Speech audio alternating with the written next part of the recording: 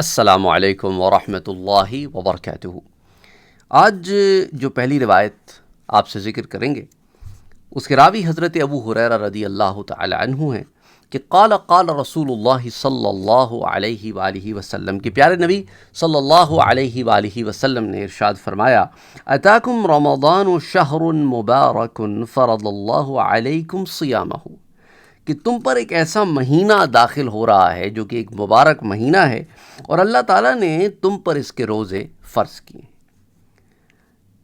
اور اس کے اندر معاملہ کچھ اس طرح ہوتا ہے اللہ سبحانہ و تعالیٰ کی طرف سے کہ اس میں آسمانوں کے دروازے کھول دیے جاتے ہیں، تفتح فیہ ابواب السماء،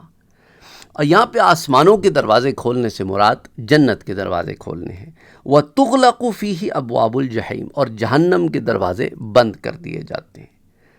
وتغل فیہ مردۃ الشیاطین، اور بڑے شیاطین جکڑ دیے جاتے ہیں، بڑے شیاطین،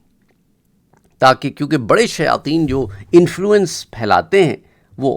ختم کر دیا جاتا ہے، انہیں جکڑ دیا جاتا ہے، تاکہ آپ زیادہ سے زیادہ اپنے نفس کے اوپر کانسنٹریٹ کر کے اپنے نفس کو آپ امپروو کر سکیں، کیونکہ اب جتنے بھی فساد آپ کے اندر پیدا ہو رہے ہیں وہ باہر کے انفلوئنس سے تو کم ہیں اور اندر کے انفلوئنس سے زیادہ ہیں، تو اب چونکہ بڑے شیاطین جو ہیں وہ جکڑ لیے گئے ہیں، اس لیے اب آپ کے اوپر لازم ہے کہ اب آپ دیکھیں کہ آپ جن گناہوں کی طرف مائل ہو رہے ہیں، جن گناہوں کو کرنے کو آپ کو دل کر رہا ہے، وہ آپ کے نفس کی پکار ہے۔ تو اب آپ کو یہاں پر امپروومنٹ کرنے کے لیے ایک ایسا زاویہ مل جاتا ہے کہ اب آپ کو اپنے نفس کے سدھار کے لیے طریقہ کار اختیار کرنا پڑتا ہے کہ ایسا کیا کروں کہ یہ نفس سدھر جائے۔ اچھا، اب یہ جو روایت ہے اسے امام نسائی نے روایت کیا ہے، اور امام طبرانی جو ہے اسے حضرت انس سے روایت کرتے ہیں، اور اس روایت میں آتا ہے کہ انہوں نے فرمایا کہ میں نے حضور صلی اللہ علیہ وآلہ وسلم کو یہ فرماتے ہوئے سنا کہ رمضان المبارک کا مقدس مہینہ آ گیا ہے، اس میں جنت کے دروازے کھول دیے جاتے ہیں۔ تو اس کے اندر اس روایت میں ہے کیا الفاظ ہیں کہ تفتح فیہ ابواب الجنہ، پچھلی روایت میں کیا الفاظ تھے؟ تفتح فیہ ابواب السماء، تو اب یہاں سے وہ بات واضح ہو گئی کہ آسمان کے دروازے کھولنے سے مراد جنت کے دروازے کھولنے ہیں، وتغلق ابواب النار، اور جہنم کے دروازے جو ہیں وہ بند کر دیے جاتے ہیں۔ اس میں تغلق ابواب النار کا لفظ ہے، اور پچھلی روایت میں وتغلق فیہ ابواب الجحیم کا لفظ ہے، ایک ہی معنی ہے، جحیم ہے، نار ہے، جہنم ہی، وتغل فیہ الشیاطین۔ اب اس کے اندر یہ الفاظ ہیں کہ اس میں شیاطین کو زنجیروں سے جکڑ دیا جاتا ہے۔ پچھلے میں کیا تھا؟ وفیہ وتغل فیہ مردۃ الشیاطین، بڑے بڑے شیاطین کو جکڑنا، تو بڑے بڑے شیاطین کے ساتھ ساتھ عام شیاطین بھی یوں جکڑ لیے جاتے ہیں۔ اور پھر مزید فرمایا کہ بعدا لمن ادرک رمضان فلم یغفر له اذا لم یغفر له فیہ فمتى، تو فرمایا کہ بڑا ہی بد نصیب ہے وہ شخص جس نے رمضان المبارک کا مہینہ پایا لیکن اس میں اس کی بخشش نہ ہوئی، اگر اس کی اس مغفرت کے مہینے میں بھی بخشش نہ ہوئی تو پھر کب ہوگی؟ اذا لم یغفر له فیہ فمتى، پھر کب ہوگی اس کی بخشش؟ یعنی اتنے رحمتوں اور برکتوں والے مہینے میں بھی اگر یہ اپنی بخشش نہ کروا سکا تو پھر ایسا کیا موقع ہوگا، ایسی کیا چیزیں ہوں گی جو اس کی مغفرت کا سبب ہوں گی؟ تو اتنے اوپن ماحول میں جہاں شیاطین جکڑ لیے گئے ہیں، جنت کے دروازے کھول دیے گئے ہیں، جہنم کے دروازے بند کر دیے گئے، یہ پھر بھی اپنی مغفرت نہ کرا سکا، یہ پھر بھی پرانی روش پہ اور ڈگر پہ ہی چلتا رہا۔ تو بہرحال اس روایت کو امام نسائی نے، جیسے میں نے آپ سے کہا، کتاب الصیام میں ذکر کیا، باب ذکر الاختلاف علی معمر فیہ، حدیث 2106، وفی سنن الکبریٰ، امام نسائی سے سنن الکبریٰ میں بھی روایت کرتے ہیں، حدیث 2416، مصنف ابن ابی شیبہ میں بھی آتی ہے، حدیث 8867، اور امام طبرانی جو ہے وہ امام طبرانی والی روایت وہ معجم الاوسط والی ہے۔ اسی طرح امام منذری سے ترغیب و ترہیب میں روایت کرتے ہیں، حدیث 1492، اور امام حیثمی مجمع الزوائد میں روایت کرتے ہیں۔ اچھا، اسی طرح حضرت ابو ہریرہ رضی اللہ تعالی عنہ سے ایک روایت آتی ہے، عن النبی صلی اللہ علیہ وسلم قال الصیام جنۃ، آپ نے کیا فرمایا کہ روزہ ڈھال ہے، ٹھیک ہے، اور پھر فرمایا کہ وَحِصْنٌ حَصِينٌ مِّنَ النَّارِ، پھر فرمایا کہ اور دوزخ کی آگ سے بچاؤ کے لیے ایک محفوظ قلعہ ہے۔ اب آپ اس سے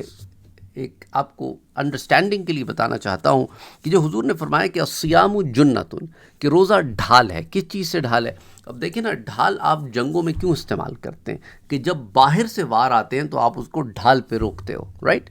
پرانے زمانے میں جب جنگیں ہوتی تھیں تو جب باہر سے وار آتا تھا تو آپ اس کو ڈھال پہ روکتے تھے۔ اب اس کو آپ ذرا ماڈرن زمانے میں آپ سمجھ لیں کہ ہم نے میزائل کو بریک کرنے کے لیے، میزائل جب باہر سے آتے ہیں نا، ان کو ڈائیورٹ کرنے کے لیے، انہیں روکنے کے لیے ایک شیلڈ بنائی ہوتی ہے جس سے ہماری اسپیس جو ہے، ہمارا جو ایئر اسپیس ہے وہ پروٹیکٹڈ ہوتی ہے۔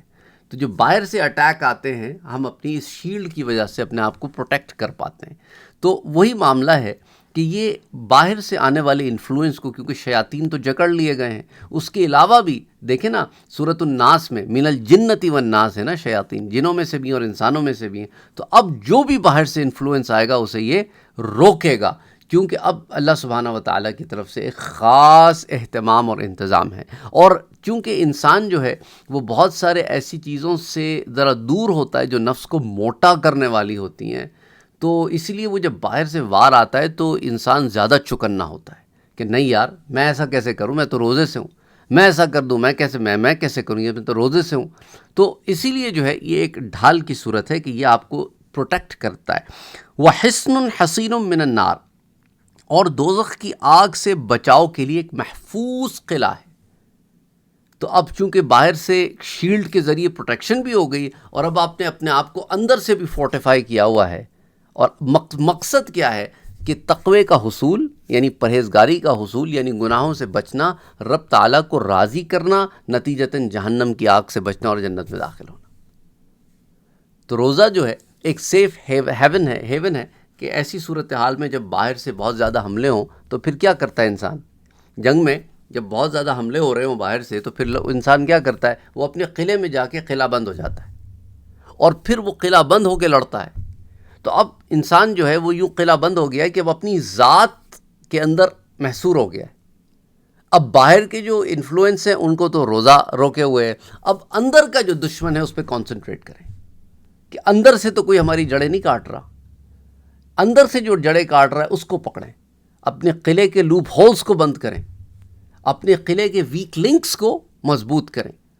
کیونکہ قلعہ جو ہے وہ اتنا ہی مضبوط ہے جتنا کہ اس کا ویکسٹ لنک ہوتا ہے، اس کا جو ویکسٹ لنک ہے وہی قلعے میں انٹری کا سبب ہوتا ہے۔ تو یہاں پر یہ کانسنٹریشن۔ اچھا، اب اس کے علاوہ یہ حضرت جابر سے بھی ایک اس سے ملتی جلتی روایت آتی ہے۔ حضرت جابر جو ہے وہ حضور صلی اللہ علیہ وسلم سے روایت کرتے ہیں کہ حضور صلی اللہ علیہ وسلم نے ارشاد فرمایا کہ انما الصیام جنۃ، وہی بات ہے کہ روزہ جو ہے وہ ڈھال ہے، اور یہ ساتھ ہی ساتھ اس میں یہ الفاظ بھی ہیں کہ یستجن بها العبد من النار، اور دوزخ کی آگ سے، بلکہ یوں فرمایا کہ روزہ ڈھال ہے، اس کے ساتھ بندہ خود کو دوزخ کی آگ سے بچاتا ہے۔ تو تھوڑے سے الفاظ کا فرق ہے، یہاں پہ محفوظ قلعے والے الفاظ نہیں ہیں، لیکن بیسکلی پوائنٹ وہی ہے کہ جہنم کی آگ سے بچاؤ کا سبب۔ اچھا، اب یہ جو روایات ہیں اس کو، جیسا پہلی روایت جو تھی حضرت ابو ہریرہ والی، اس ضمن میں امام احمد اسے روایت کرتے ہیں باسناد حسن اسناد کے ساتھ، اور امام بہقی بھی روایت کرتے ہیں، اور اسی طرح جو دوسری روایت ہے اس کو امام احمد روایت کرتے ہیں باسناد حسن روایت سے، امام بزار، امام طبرانی اور امام بہقی بھی روایت کرتے ہیں۔ تفصیل سے جو اس کے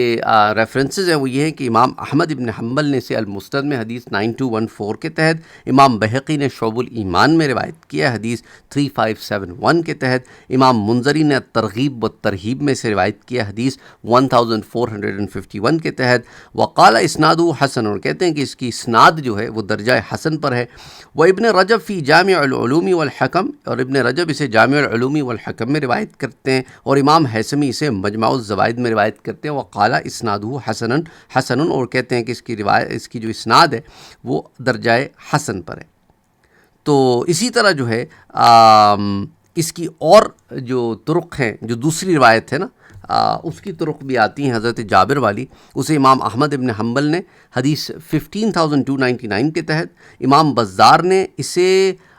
حضرت سعد بن ابی وقاص سے روایت کیا ہے حضرت جابر کے بجائے، اور انہوں نے اسے حدیث 2321 کے تحت روایت کیا، اور امام طبرانی نے اسے معجم الکبیر میں حدیث 8386 کے تحت، امام بہقی نے شعب الایمان میں، امام منذری نے ترغیب و ترہیب میں حدیث 1452، وقال اسناد حسن، اور اس کے اسناد جو ہے وہ سند جو ہے اس کی چین آف نیریشن جو ہے وہ درجہ حسن پر ہے، اور ابن رجب نے اسے جامع العلوم والحکم میں اور امام حیثمی نے مجمع الزوائد میں سے روایت کر کے کہا ہے، وقال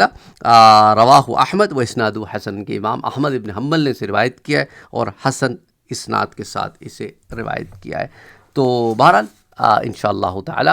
پھر اگلے درس میں ملتے ہیں کچھ اور احادیث مبارکہ کے ساتھ، لیکن دا باٹم لائن از رمضان المبارک کے اس بابرکت مہینے میں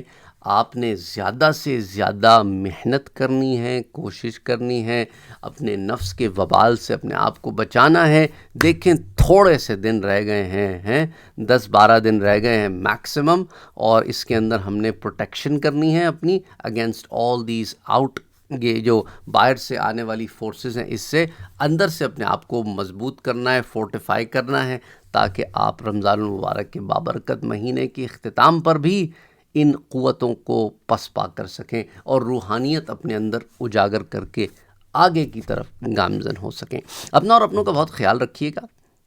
ہم سب کو اللہ سبحانہ و تعالی معاف فرمائے، ہماری عبادتوں کو اور محنتوں کو قبول فرمائے، آمین۔ اللہم صلی علی محمد وعلی آل محمد صلی اللہ علیہ وآلہ وسلم۔